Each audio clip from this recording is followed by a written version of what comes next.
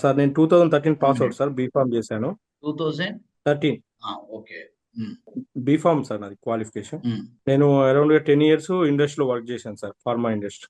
Last ఒక 2 years back quit చేశాను job, చాలా ప్రెజర్ అవుతుందని ఇంకా ఐటీ సైడ్ షిఫ్ట్ అవ్వాలని చూస్తాం. మీరు పాస్ అయింది ఎప్పుడు? 2013. 2013. మీరు రావచ్చు ఐటీ వైపు.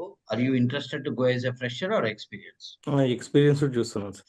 ఎక్స్‌పీరియన్స్ ప్రోగ్రామ్ గూడా చేస్తాం. తప్పని వాళ్ళకి చేస్తాము. అంటే మనకి ఫ్రెషర్‌గా ఉమ్, ఎళ్ళటం ఇష్టం లేదు. లేదంటే ఫ్రెషర్‌గా మనని తీసుకోరేమో. అంటే ఇప్పుడు జనరల్‌గా ఎలా ఉంటది అంటే, మీకు 10 ఏండ్ల గ్యాప్ ఉన్నా మన లుక్ కొంచెం చిన్న పిల్లోడిలాగా ఉంటేనేమో ఫ్రెషర్‌గెళ్ళండి. మనం కొంచెం ఉమ్, ఏజ్డ్ కనపడుతుంది అనుకున్నప్పుడు, ఫ్రెషర్‌గా పాస్ అవ్వదేమో అనుకున్నప్పుడు you plan experience. But always okay. Fresher is safe. Experience is okay. Risky. ఎక్స్‌పీరియన్స్‌తో ఎళ్ళేటప్పుడు ఏంటంటే ప్లాన్ ఎమ్మట ఎళ్ళాలి. ఖచ్చితంగా మనం సాలరీ పేరోల్ రన్ చేసుకొని ఎళ్ళాలి. దానికి మేము అంత స్ట్రాటజీ అంతా మా దగ్గర ప్లాన్ చేస్తాం. మాదంతా కూడా సబ్జెక్ట్ నేర్పించి, సాలరీ క్రెడిట్లు చేయించి, సిస్టమాటిక్‌గా ఎళ్తేనే పనైతది. ఇప్పుడు ఓకే సార్. ఫ్రెషర్ జాబ్‌కి కోర్స్ 4 మంత్స్‌లో అయిపోద్ది.